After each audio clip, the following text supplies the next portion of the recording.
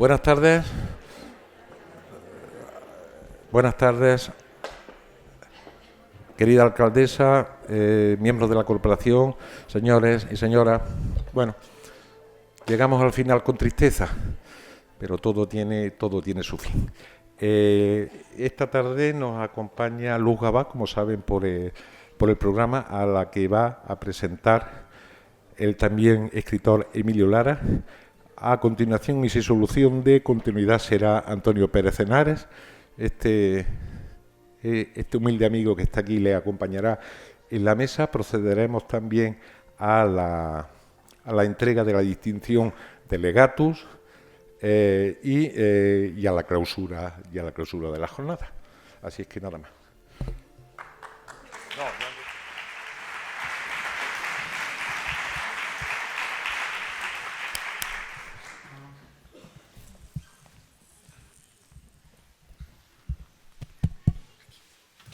Muy buenas tardes.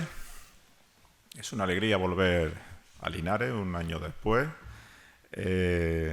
Acuérdense que cuando el año pasado recibí el premio Legatus, dije que yo me sentía aquí, como en mi casa, porque mi abuela Ana, mi abuela materna, era linarense, era de Linares, y ella, aunque desde muy jovencita se fue a vivir a Jaén, siempre ejerció de linarense, con lo cual yo soy un jiennense que cuando viene a Linares se encuentra como en casa.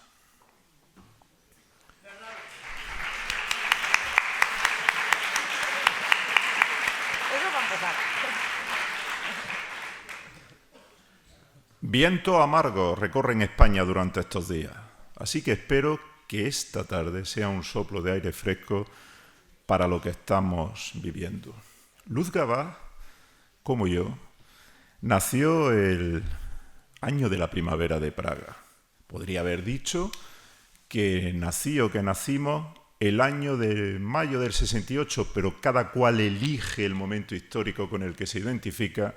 Y yo me identifico cuando aquellos checos valientes se enfrentaron con las manos desnudas contra el totalitarismo que quería imponerse contra ellos. Con lo cual, la historia me arropó cuando yo nací. La historia también me arropó porque yo nací entre los metros cuadrados y cúbicos de una biblioteca casera doméstica donde mis padres estaban todo el día leyendo y escuchando música. Era una biblioteca hecha con libros de historia, ensayos clásicos de la literatura española y universal, narrativa histórica, bestseller. Mi padre ponía música de zarzuela en el tocadiscos, mi madre ponía música moderna y canciones de Cecilia, y yo leí, me hice un lector furibundo porque mis padres leían. Luz Gabás es una de las grandísimas escritoras de novela histórica que tenemos en nuestro país, o sencillamente de novelas ambientadas en un pasado histórico. Luz salta a la fama nacional y a la celebridad mediática con su primera novela, Palmeras en la nieve, por derecho propio. Luego esa fama se acrecentó porque fue llevada al cine, pero ella ya literariamente consiguió batir todos los récords de empatizar con el público, de conectar con unas generaciones diferentes de lectores, con hombres y con mujeres, porque esto de empatizar es el secreto. No es que no lo pueda desvelar, es que es un auténtico misterio dentro de un enigma, porque hay escritores cuya literatura, cuya voz narrativa, cuyos diálogos, cuyos personajes, cuyas tramas conectan con el sentir popular, y otros que no lo hacen. Y Luz es un caso de los excepcionales que ocurren durante cada una generación. Salen un par de escritores de este tipo que son capaces de aunar la alta literatura con la literatura popular, y eso es una aliación indestructible. Luz, licenciada en Filología Hispánica, ella es profesora titular en inglés. Ella es profesora titular de escuela universitaria en inglés, en excedencia, Pero esa formación, aparte de ella, cuando hizo el doctorado, se iba a lo que le gustaba era la crítica literaria. Entonces eso hace que la formación filológica de Luz le haya hecho leer mucha literatura anglosajona, que particularmente desde hace unos años es la que a mí más me priva, no solamente la clásica sino la actual, porque están a unos pasos por delante de nosotros, de la literatura española y europea, por las cosas de las que tratan y por cómo lo cuentan. Entonces ese mundo lo domina Luz, pero es que ella también es un amante de la literatura clásica hispánica, y eso de nuevo es una aleación muy fuerte. Ella es también una lectora empedernida de novela romántica, lo cual explica también por qué en sus novelas siempre hay una historia de amor muy poderosa. Historia de amor, pero de amor físico, amor carnal, amor espiritual, de unos amores más fuertes que la propia vida. Porque Luz es de las escritoras que cuando escriben, ellas están viviendo a través de las teclas lo que están escribiendo, y lo sabe transmitir como nadie. El resto de sus novelas hablan mucho de la vida de Luz y de su vida familiar. Todo escritor nosotros utilizamos nuestros recuerdos propios, los recuerdos familiares, lo que hemos vivido, lo que hemos visto en el cine y lo que hemos leído. Y también somos unos ladrones de guante blanco de los recuerdos ajenos. La vida de Luz, su microcosmos, está en torno a los Pirineos. Al Pirineo, como a ella le gusta decir en su novela, y en Lejos de Luisiana, ella emplea el Pirineo en singular, el Pirineo.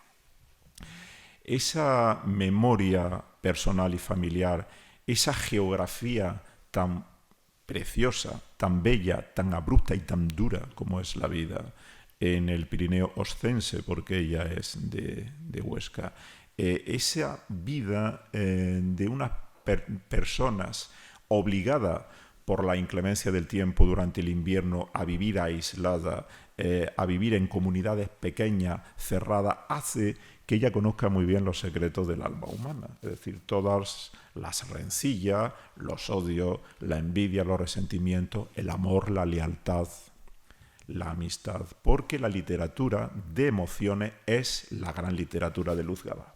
Y las emociones, hay emociones buenas y malas, blancas y negras, pero todas son indisociables de la condición humana. Eso ella lo sabe muy bien y eso ella lo transmite muy bien. Luz, después de varios libros donde ella, en cada uno de ellos, en cada una de sus novelas, pues ha ido repitiendo el éxito, le llega ya el momento estelar con Lejos de Luisiana, ganadora del Premio Planeta el año pasado, una novela histórica ambientada en la Luisiana española, posteriormente francesa. Fueron los 40 años en el que este gran estado de Norteamérica perteneció a la corona española, en época de Carlos III, a partir de 1763.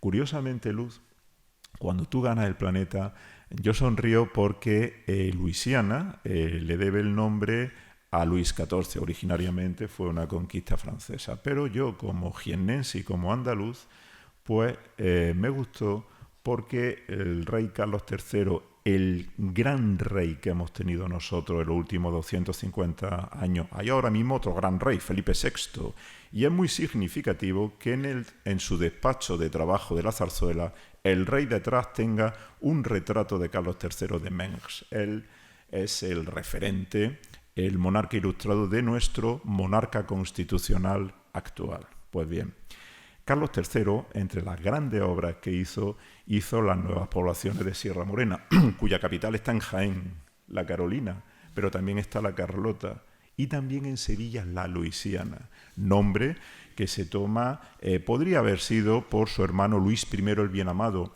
un rey efímero de la historia de España. Con 17 años murió, solamente estuvo 6 meses en el trono cuando abdica Felipe V, a la muerte de Luis I, tiene que volver al trono durante 20 años más Felipe V, pero no fue en honor de su hermano, el cardenal Luis, el hermano de Carlos III, que luego abandonó los hábitos colorados de cardenal, porque a él lo que le gustaba era la música, la danza, la cultura y el arte.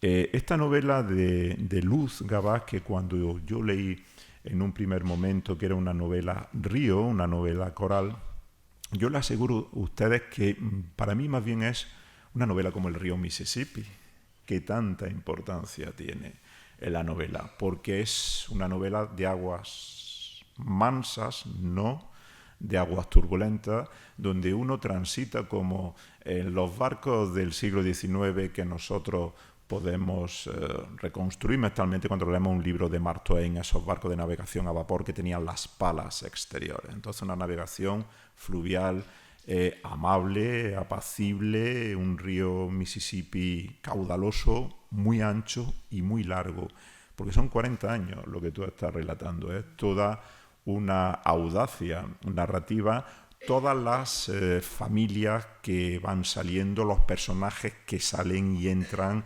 en el momento en el que entra un personaje, cómo se van anclando nuevas historias. Todo eso significa un puzzle estructural que Luz lo domina muy bien. Entre otras cosas porque a ella le gusta también mucho el cine y entonces ella tiene una estructura muy cinematográfica y en su estructura son muy complejas. Teóricamente, en la teoría, cuando ella la está planteando y escribiendo, pero luego resultan condenadamente sencillas para el lector. Esa es una de las grandezas de la escritura de Luz Gabás, que no se vea la arquitectura narrativa, sino ella levanta sus edificios narrativos, pero los andamios, una vez que los termina, desaparecen y no se ven las costuras por ningún lugar. Es una novela, donde se van a reflejar la vida de una familia de la élite francesa, comercial, una historia de amor potentísima entre Iscate y Sisette, que es una auténtica preciosidad. Son dos mundos distintos, el mundo de un indio, el mundo de una francesa criada con toda esta pompa de la alta burguesía francesa comercial, con este desprecio que tenían los franceses por el resto de culturas, incluidos a los españoles, que los miraban por encima del hombro. El Luz también tiene una enorme habilidad para introducir personajes secundarios que acompañan a los grandes personajes de la historia. Bambula, uno de los criados, es uno de los grandes hallazgos de la novela. Puede recordar en algunos aspectos a Mami, la esclava negra de Lo que el viento se llevó, por esta relación fraternal incluso que pueden llegar a tener los criados que eran esclavos con sus señores. Es en este sentido una novela de emociones, una novela donde lo histórico no apabulla al lector, sino que es un telón de fondo por el que transita la historia, y una novela río como el Mississippi, en el que, como una lectura muy plácida, pues van entrando y saliendo personajes en capítulos cortos, algunos muy cortos, porque se necesita hacerlo así para contar 4 décadas de la historia. Y es una novela donde hay gente que critica los premios Novela, los premios Planeta. Bueno, pues esto es un premio Planeta donde se juntan, como en el estuario de un río, la alta literatura con la literatura popular, para haber hecho y haber dejado un libro para la memoria como es Lejos de Luisiana. Y yo lo que te quiero plantear, Luz, es cómo vino a ti la idea de esta novela. Buenas tardes a todos. Muchas gracias, Emilio Lara, por tus palabras. Yo es que estaba pensando, yo me callaría, de verdad, que siga hablando él. Es que me gusta mucho escuchar a Emilio. He tenido la suerte de escucharle varias conferencias. Una sobre Emilia Pardo Bazán fue memorable en la Complutense de Madrid. La primera diferencia entre Emilio y yo es que él nunca emplea notas. Yo siempre estoy rodeada de papeles, que luego los empleo o no, pero no tengo esa seguridad que tiene él para hablar sin leer. De hecho, os confieso que yo venía aquí para soltar mi charla con el PowerPoint, una conferencia, me invitan a Linares, yo lo preparo todo muy profesional y antes de entrar dice, vamos a hacer una conversación, olvídate de PowerPoint. Y digo, vale, bien, pues a ver cómo sale, que saldrá bien, ya os lo advierto. He preparado el PowerPoint por si en algún momento me hace alguna pregunta así un poco histórica, necesito un mapa, pues algo aprovecharé de lo que he preparado. Bien, quiero dar las gracias al Ayuntamiento por organizar estas jornadas, que es de agradecer el apoyo a la cultura, a Luis Rabaneda, porque la verdad es que se lo ha currado para conseguir que yo estuviera aquí hoy, a Emilio, porque ya me dijo hace unos meses, ya que estás cerca siempre son 200 kilómetros, vas a venir a Linares. Y bueno, ya que ha empezado fuerte, yo también voy a decir que sí, pues soy una mujer del Pirineo que en unas horas también se ha sentido como en casa en Linares, aunque no tenga aquí el árbol genealógico. He tomado unas notas así para romper el hielo sobre las cosas que has dicho.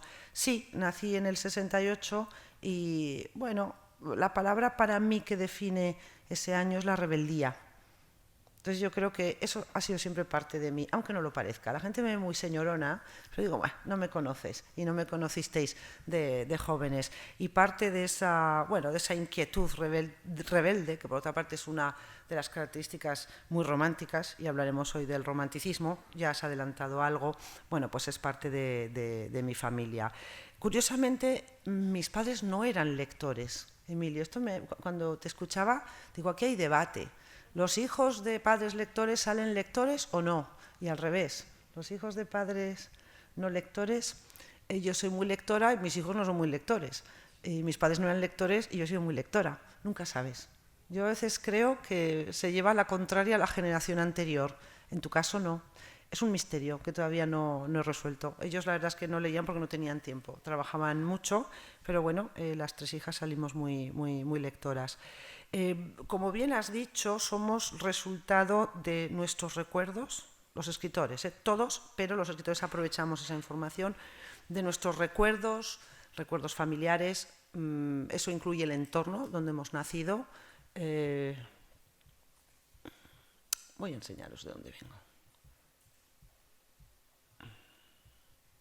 Mirad, yo nací en estas tierras, pero cuando me refiero a mi territorio parece que hablo del Señor de los Anillos, porque yo soy de la Tierra Alta, que es Cerler, Benasque, en el Pirineo, los Pirineos, el Pirineo central de Huesca. Este es mi mundo, un mundo de nieve, de pizarra, de frío, de naturaleza, de montañas, de agua, de sonidos maravillosos también de silencio, pero también tengo parte de Tierra Media, que sería Serrate, la zona del Turbón. El Turbón en mi entorno es conocido por ser un lugar de reunión de brujas, por lo tanto es un territorio mítico, legendario, pero también soy parte de la Tierra Baja, soy nacida en Monzón, donde está el famoso castillo templario donde pasó su infancia Jaime I, el rey Jaime I, y en aquel entonces, hablo ya de hace 30 y tantos años, tuve la suerte de poder estudiar un año en San Luis Obispo, en California. Cambié las montañas por el mar, por el Pacífico, por un paisaje absolutamente diferente al que yo conocía, por una lengua nueva, una cultura nueva, un alma nueva. Me siento muy bien. Ese año me marcó y, en parte, empiezo a responder a tu pregunta. Yo creo que si no hubiese estudiado un año en California, no estaría aquí hoy hablando de Lejos de Luisiana. Recuerdo las clases de literatura norteamericana, me tocó hacer un trabajo sobre Mark Twain, el río y el tiempo en las novelas de Mark Twain. Bueno, pues lo hice, me salió decente y ya está.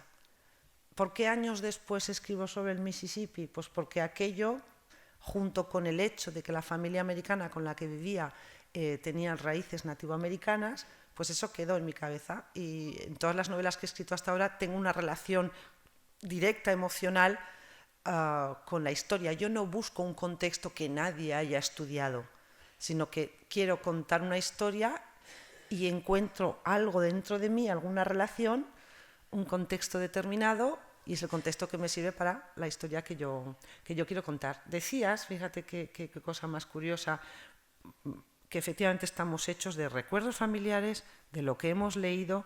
Esto ya lo decían los románticos alemanes. Fijaos estas citas, ¿no?, de Tieck y de Brentano, decían, estamos hechos de literatura. Cada vez veo con más claridad que una enorme cantidad de nuestras acciones está determinada maquinalmente por las novelas. En nuestra generación, esto es cierto, habría que sumar el cine, porque nuestra generación escritora, sí, en la época de mis padres había cine, pero bueno, veían el cine como entretenimiento, pero nosotros vimos mucho cine y aprendimos a estructurar las novelas en escenas. Yo a veces me pregunto cómo los escritores y escritoras del 19 visualizaban, porque no tenían el concepto de escena narrativa, pero no esa imagen, ¿no?, que tenemos de las películas. En mi caso, a todo esto sumaría el entorno, lo que he leído, lo que he escuchado. A mí me gusta mucho escuchar las narraciones al lado del fuego, en mi casa de Cerler, el hecho de tener un tío filósofo en casa. Yo recuerdo desde bien pequeña que, bueno, pues igual mis padres no leían mucho, pero como el hermano de papá era filósofo de profesión y ha sido catedrático de filosofía, pues las conversaciones eran, pues hablábamos de los alemanes del 18 y del 19, porque él era experto en romanticismo alemán, es experto en romanticismo alemán, pues con una normalidad que cualquiera que nos viese desde fuera diría, ¿qué está sucediendo aquí? Una copita de vino rancio, el fuego y Heidegger y Hegel y Fichte, y bueno, esto era algo absolutamente extraordinario. Yo creo que gracias a escuchar estas narraciones, a mi gusto por la literatura, como bien has dicho, del siglo XIX, pues hizo que sintiera una atracción especial por lo romántico. Pero lo romántico no como exaltación de los sentimientos solamente, o con esa etiqueta que ha quedado ahora de literatura romántica. Es que hay una historia de amor, chico busca chica, amor y lujo, todas estas cosas. No, lo romántico, como decían los románticos, es una actitud del espíritu. Y sí que me gustaría, nada, y en 2 minutos termino, pero así centro un poco cómo soy yo, cuál es mi literatura, qué es lo que aparece en todas mis historias.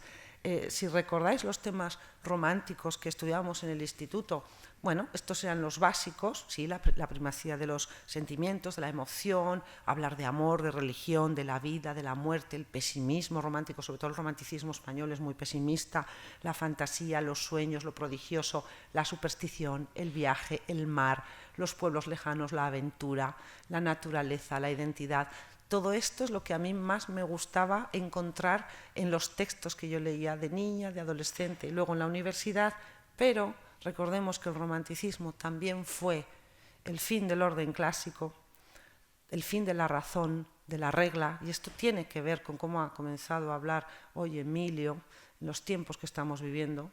Es el momento de la libertad frente a la opresión del sistema, la voluntad individual, se comienza a hablar de la democracia, estamos hablando de la época posterior a la Revolución Francesa, del idealismo social, del nacionalismo, de los conflictos sociales, del caos, de la revolución, de la rebeldía.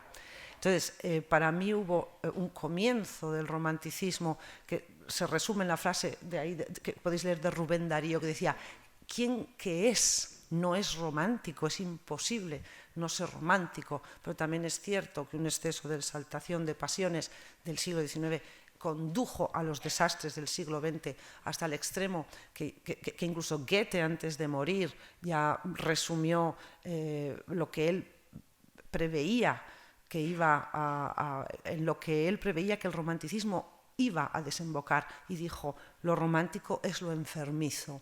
Yo creo que vivimos en una época neorromántica. El romanticismo, al fin y al cabo, fue un movimiento político, social, cultural, que lo vivieron unos cuantos, los que tenían dinero, viajaban, leían, etc. Pero ahora es como la gran masa exaltada con una primacía de sentimientos y de emoción que a veces dificulta una conversación razonada, razonable, ¿no? Y todo esto amplificado por las redes sociales. Todo el mundo tiene una opinión basada en un sentimiento. De hecho, cuando por ejemplo salen temas de identidad, ya es una cuestión más de es que yo me siento así, y cómo rebates o debates sobre un tema cuando prima el sentimiento y no la razón. Yo creo, y con esto termino esta introducción, que no sé si responde o no, pero es igual, enlazaremos a por qué escribí Lejos de Luisiana, que si el movimiento romántico, no solo a mí, a mucha gente, nos sigue fascinando en la actualidad,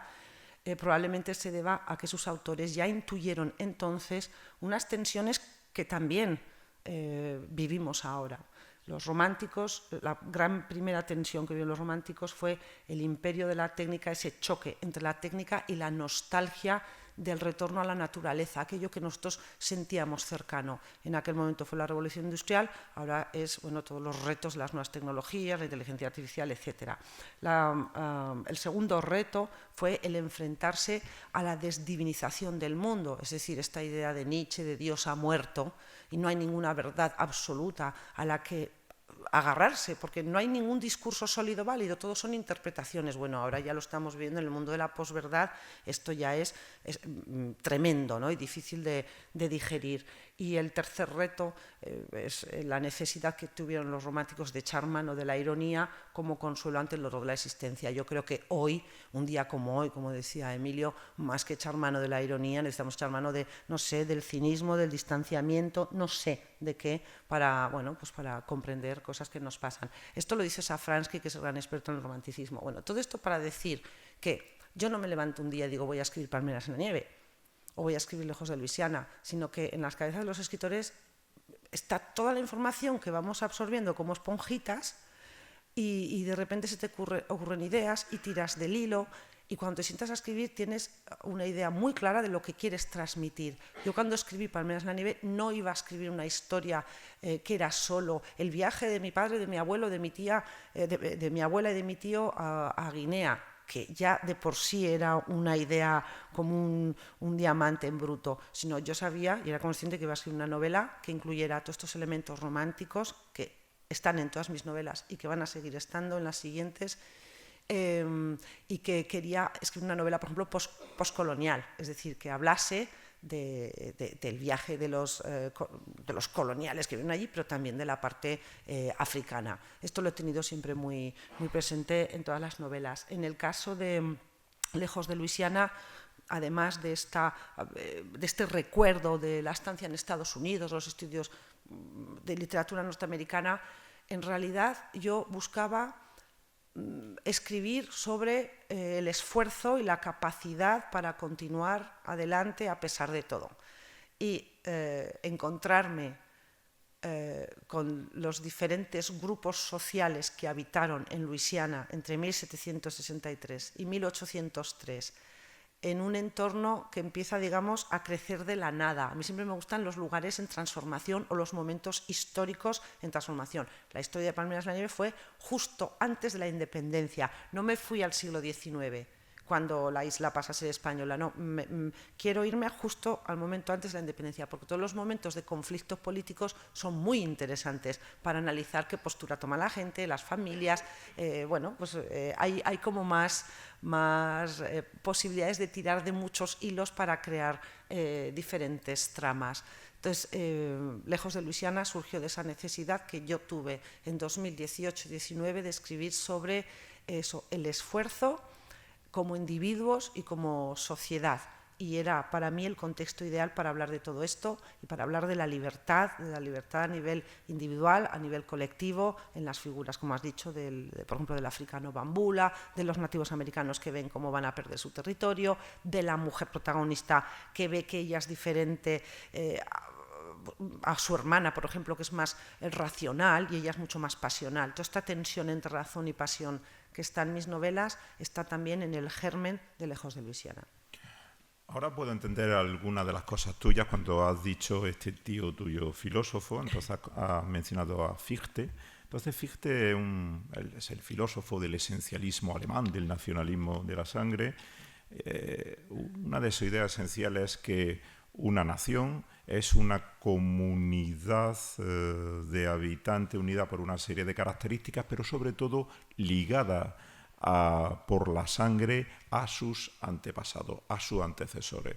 Eso tú no lo reflejas en tus novelas, pero sí que es cierto que se podría trasvasar por unos vasos comunicantes la idea de Fichte a las generaciones. Tú sí eres mucho de cómo una generación y sucede a otra, hay una herencia cultural, hay una herencia de emociones y siempre el recuerdo, que no el peso, de una generación precedente pivota, bascula sobre la siguiente.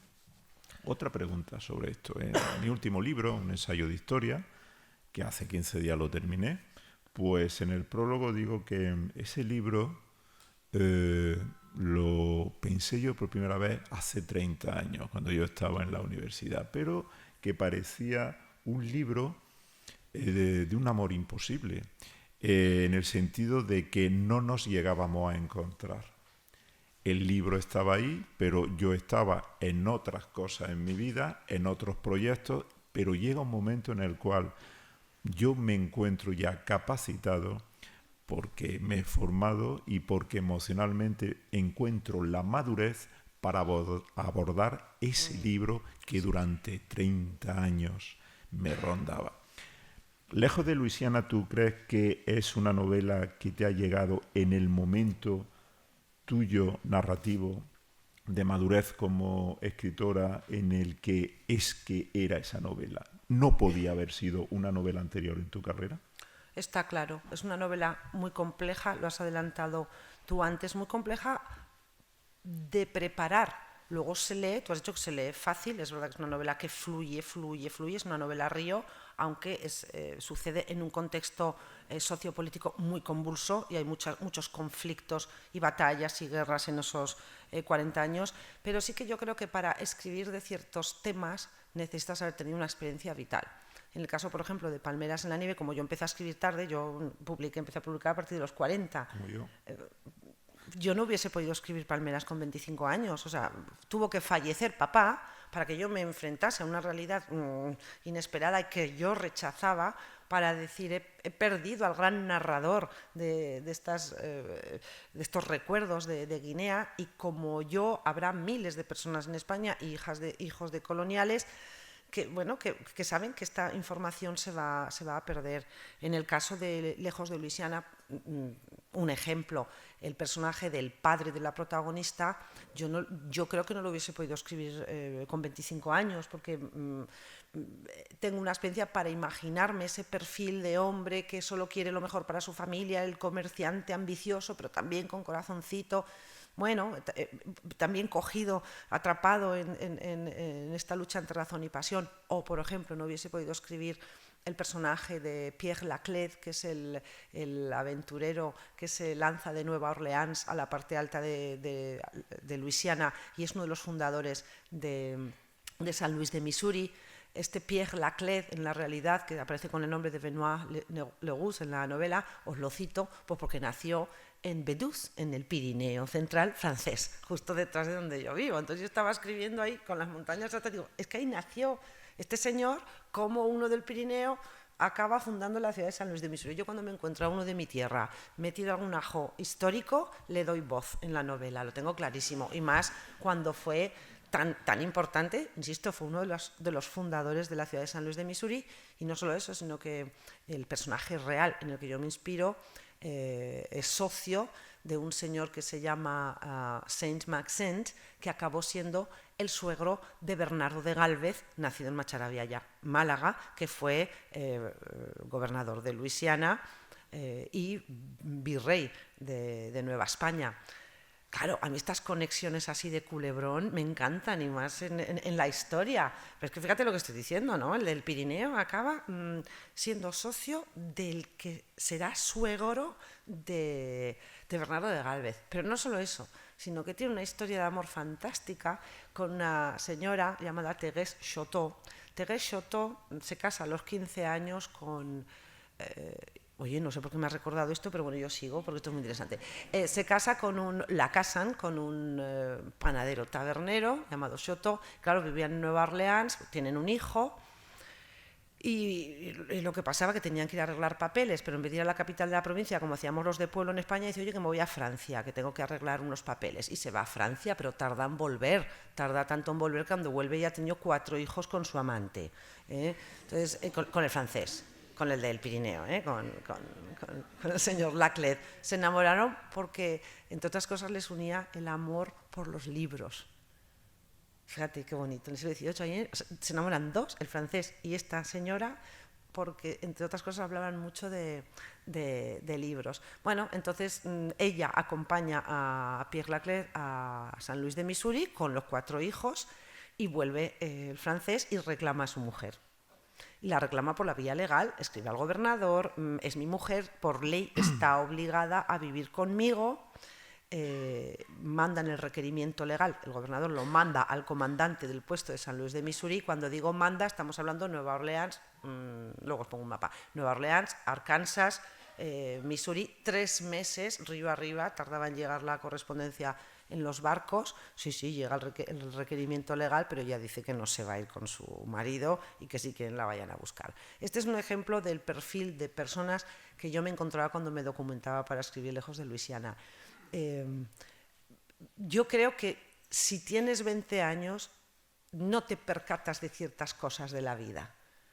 A mi edad yo leía y leía sobre personajes, porque en la novela salen personajes reales que tienen que salir, que ocupan puestos militares, el gobernador, los religiosos, pero luego salen personajes que yo me invento, algunos inspirados en la realidad, como es el caso de este francés y esta mujer que, bueno, tiene su propia novela. Ya se hizo muy mayor, entró en el negocio de las pieles, le fue muy bien el negocio los negocios que montó en la Alta Luisiana. De verdad creo que no me hubiese percatado de formas de ser, de personalidades, si hubiese sido más joven. No hubiese comprendido, por ejemplo, un personaje que a mí me gusta mucho en la novela, que es el padre Meurin, que es uno de los jesuitas expulsados en 1763, expulsados de hoy para mañana después de haber vivido muchos años ahí en esas tierras. Entonces, claro, yo encuentro un listado de jesuitas expulsados y de todos hay uno, que dice que no se va. Entonces, claro, empiezo a indagar más, no encuentro información. Gracias a, bueno, no sé cómo di con una enciclopedia católica de finales del siglo XIX, y ahí me aparece el jesuita Meurin, que estuvo con los Kaskaskia en el Alta Luisiana. Bueno, pues este gusto por ciertos personajes, por ciertas decisiones de vida y por ciertas emociones, yo creo que sí que tiene que ver con la edad. Puedo comprender qué sintió Pierre Laclede, el francés, cuando sus negocios quebraron, cómo sintió que defraudaba a su mujer. Esas cosas se aprenden con la edad. Puedo comprender el por qué se toman decisiones relacionadas con la lealtad, seas nativo americano o seas europeo. Esto se aprende con la edad, esto no se aprende con los 20 años. A nivel técnico, la novela era difícil de construir, pero a nivel humano sí que yo necesitaba ya haber visto y vivido cosas para poder diseñar los personajes. Y termino con un ejemplo, el protagonista, Iscate de Kaskaskia. Yo elijo de todas las tribus de la zona, a ver si encuentro por ahí alguna... Espera un momentito, a ver, reacciona.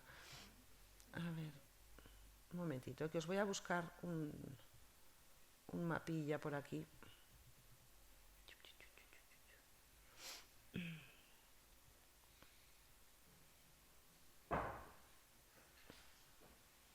Lo tengo aquí. Es que va lentito el buscador, a ver.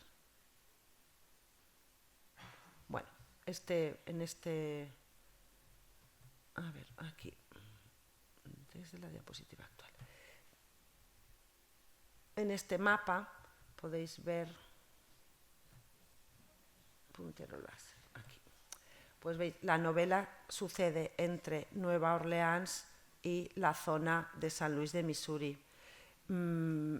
La Luisiana española era un territorio que abarcaría lo que ahora son prácticamente unos 10-12 estados norteamericanos. Luisiana ahora solo es un un estado muy pequeñito. Bueno, pues yo cuando empiezo a documentarte en todo este territorio del Mississippi, tengo que decidir el protagonista nativo americano de qué tribu es.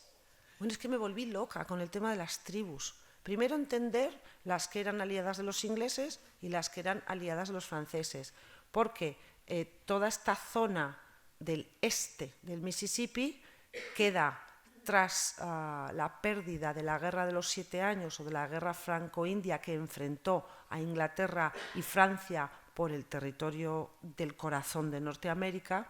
Todo este territorio era francés y a partir de 1763 queda para los ingleses. Entonces, todas estas tribus de aquí, pues la Chickasaw es del bando inglés, claro, son tribus que no nos suenan, porque solo hemos conocido las de las películas, los apaches, los comanches, 4 tribus, ¿no? Los arapahoes, poco más. Pero en todo este territorio, cada río, afluente, zona geográfica, tiene como habitantes una tribu con ese nombre. Entonces, claro, yo tenía que leer y leer y le digo, ¿qué voy a elegir? ¿Qué voy a elegir? Y al final elegí en la zona esta alta de aquí, de San Luis, a los Kaskaskia.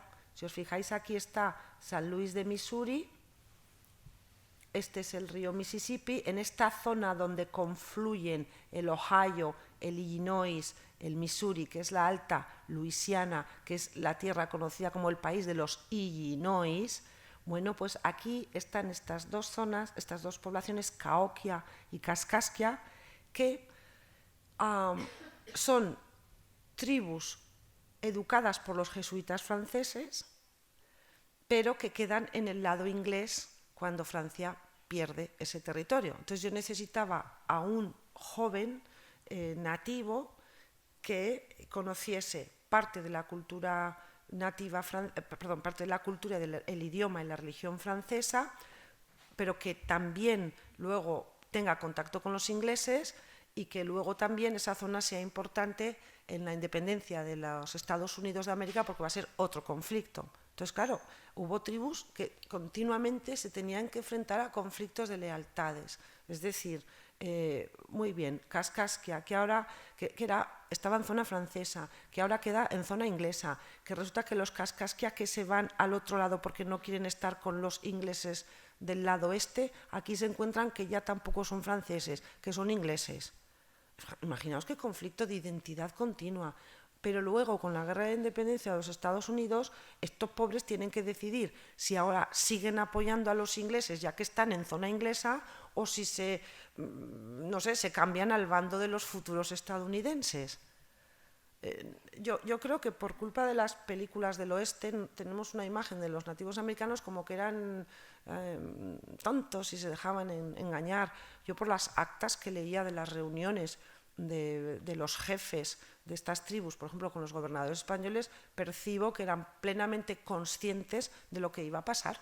Y en esto encontraba similitudes, pues por ejemplo, con la zona del Pirineo, cuando empezó a transformarse en un sitio turístico. Entonces, cuando yo diseñaba a Ixcate de Kaskaskia con el corazón partido por cuestiones de identidad, de pertenezco a una tribu, pero mi mundo se va a transformar y se va a perder la tradición por culpa de la modernidad, por culpa de lo que llega de fuera, yo todo eso lo viví de pequeña cuando se construyó la estación de esquí en Cerler.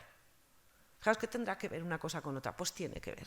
Tiene que ver porque puedes entender a ese personaje que ve que su mundo se va a terminar. Para mí Ixcate es el personaje más trágico porque ya ha sido educado, tiene capacidad de razonar según el modo europeo y es consciente de que su mundo va a desaparecer y que llegará al siglo XIX, cuando ya Luisiana deje de ser española y pase a ser estadounidense, en el que comenzarán los senderos de lágrimas, y así fue, que los estadounidenses desplazando a todos los nativos americanos hacia el oeste, hacia el este, hacia el oeste, hasta que ya los metieron en reservas. Esto no lo hubiese podido escribir con 20 años, porque esta reflexión, incluso sobre mi propia tierra, que me ha servido para entender el alma nativoamericana, al igual que, por ejemplo, la lectura de los proverbios, esas similitudes. Una de las conclusiones a las que yo llegaba es que cuando leía los proverbios nativos americanos, esa conexión con la naturaleza era también muy rural. muy nuestra, el que ha vivido en contacto con la naturaleza, tiene refranes muy, muy parecidos. Como yo soy un urbanita, en mi novela la ciudad es lo que predomina. Como tú eres una mujer del Pirineo, la geografía física es el otro personaje escondido de cada una de tus novelas. Una geografía que en tu caso casi opera de determinismo en el sentido de que no sé si son tus personajes y tu historia la que determina el territorio o es el territorio, la geografía, el que tira del hilo para tú escribir las novelas. En este caso, la geografía de Luisiana, y aquí puedo aprovechar y poner el mapa, ¿qué es lo que te llamó la atención o qué es lo que tú utilizaste más por exótico o por familiar para situar esta aventura tuya? A ver, yo sí que creo que yo soy determinista, sí. La geografía física influye mucho en la forma de ser. No es lo mismo nacer en un lugar frío en el que puedes estar un mes entero en invierno sin ver casi a gente, que estar en un sitio como un cálido de Andalucía tomándote unas cañitas a las 8 de la tarde. No tiene nada que ver. O sea, que es importante socializar, es importante. El carácter es diferente. Por ejemplo, los montañeses, y es verdad, esto no es un tópico, es que a veces los tópicos, oye, pues sean tópicos, pues algo de razón tiene. Los montañeses son personas cerradas, no hablan de sus sentimientos. Y esto es una característica de la zona. Me preguntas qué encuentro. A ver, yo lo que hice, más que hablar de historia y algo resumido ahora brevemente de la guerra, de los 7 años y tal, yo lo que quería era imaginarme allí. ¿Cómo sería yo si hubiese vivido allí? Esto también lo aprendí en el teatro, el meterte en la piel de los personajes. Y esto me sirvió para diseñar diferentes familias. Lo que os voy a hacer es más que mapas, os voy a enseñar qué cosas veía yo para imaginarme la vida allí, que no es fácil porque estamos hablando de la época anterior a Mark Twain, es que es siglo XVIII, no es el siglo XIX, entonces hay poca información visual para poder describir.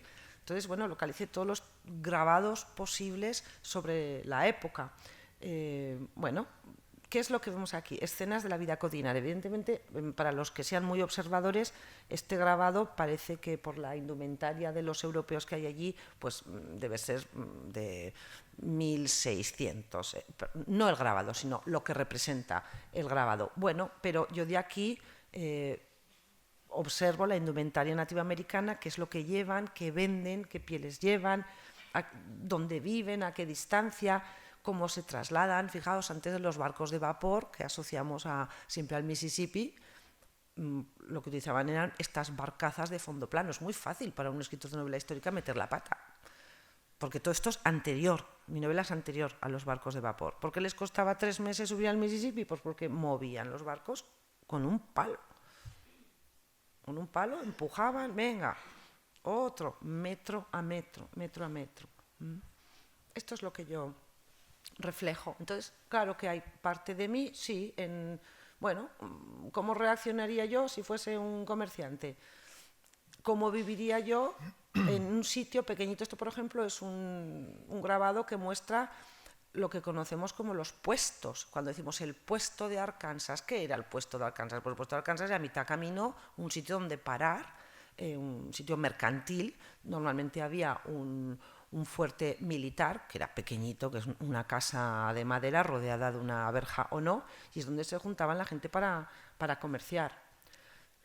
Aquí podéis ver imágenes de Nueva Orleans, pero de Nueva Orleans primero. Estamos hablando de una ciudad con 2.500 habitantes en 1763. A lo largo de 40 años la población va creciendo y todo eso también lo tengo que reflejar. Y va cambiando. Por ejemplo, esto es la iglesia de San Luis antes de ser catedral. Pero es que fue catedral en 1795. Es muy fácil meter la pata y decir, se casaron en la catedral de San Luis. No, imposible. Antes de 1795 no era catedral, era una iglesia y era así. Este es el único grabado que he encontrado de la iglesia de la ciudad de San Luis la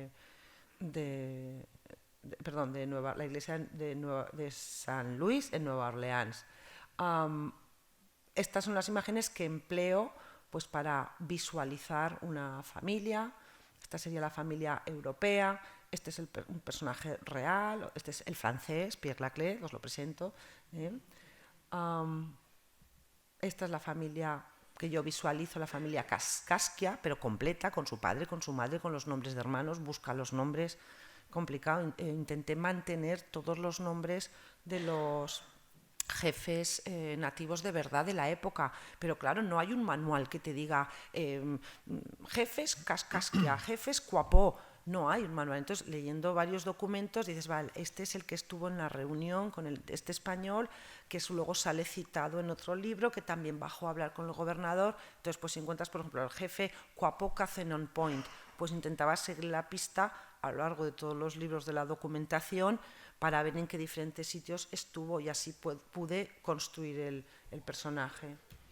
Esta sería la familia africana. Ahí me centré en dos aspectos. Uno, los esclavos de las plantaciones. No puedo escribir una novela sobre Luisiana sin hablar de los esclavos de las plantaciones. Y también la figura del cimarrón, que el cimarrón era aquel que huía, el esclavo que huía de las plantaciones y vivía en los pantanos y prefería vivir como un animal en la humedad de los pantanos antes que ser esclavos. Pero una anécdota que refleja también cómo somos los hombres, que enseguida le sacamos punta a todo. Los cimarrones que vivían en los pantanos eran contratados por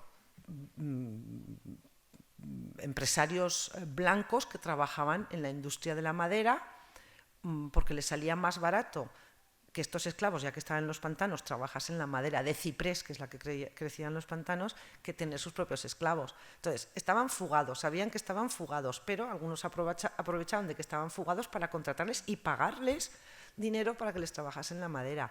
Y estaban fugados, pero resulta que su esposa, que seguía en la plantación tal, cada X aparecía embarazada. O sea, había ahí el tema de los cimarrones, es fascinante. Todo esto a mí me fascina que suceda en un contexto gobernado por los españoles. Yo creo que esto ha sido también la gracia de la novela, ¿no? Que todo esto que nos recuerda a películas posteriores, insisto, nos recuerda lo que el viento se llevó del siglo XIX, plantaciones. Pero todo esto lo vivieron los españoles entre 1763 y 1803, ¿no? Las plantaciones, los nativos, los esclavos. Bueno, esto es lo que me pareció más fascinante. Y ya para terminar, pues vamos al cuestionario. A ver. Tu personaje de esta novela. De la novela. Iscate, de Cascasquia, sin duda. ¿Qué momento de la novela es el más intenso para ti? El que te resultó más intenso a la hora de escribir. La crisis que tiene Iscate en un momento dado sobre cuál es su sitio en el mundo, tiene que tomar partido entre los guerreros que se unen contra los estadounidenses o su parte más europeizada. Hay una escena dura, hay un par de batallas duras en las que él está, sí. Un recuerdo de tu año planetario. Los viajes concretos, o sea, tipo estos son los mejores. Sí. Quiero decir, los que no son estrictamente de promoción, son jornadas de novela histórica con escritores a los que conozco, admiro, con los que mantenemos buena relación, estar en entornos familiares. Bueno, pues como ahora se va a hacer la entrega del premio Legatus a Chani Pérez Henares y luego la gente tendrá la oportunidad de charlar contigo, aunque sea muy brevemente cuando tú firmes la novela. Lo único que a mí me queda en estos últimos minutos de reinado de Legatus, del primer Legatus, es darte las gracias y la bienvenida por haber venido a la provincia de Jaén, a la ciudad de Linares. Muchas gracias. Un placer. Muchas gracias a vosotros. Muchas gracias.